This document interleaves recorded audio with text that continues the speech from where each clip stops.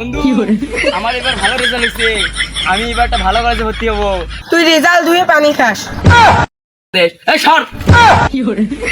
বন্ধু কালকে তো রেজাল্ট দিল, আমি তো কোনো মতে 10-20 পাস করছি। তোর রেজাল্টের কি খবর?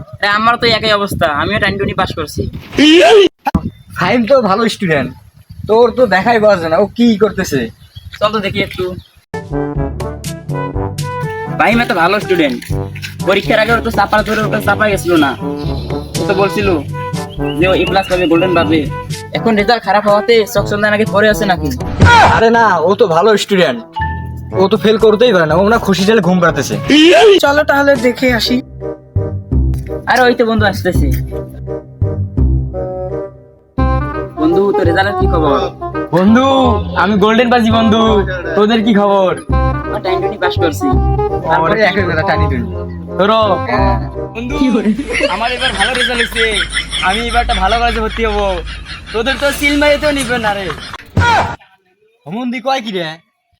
আরে তোর বাবা যে কিপ্টি সিলমারি কলেজে ভর্তি করাবে না, আর তুই ভালো কলেজে ভর্তি হতে চাস?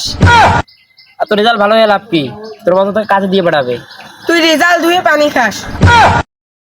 তোদের সাথে কথা বলা যাবে না, তোরা করছিস টানাটানি মেট্রিক পাস, তোরা আবার আমাকে জ্ঞান দেশ। এই সর। পাস করছে তো একটু রাগ বেশি।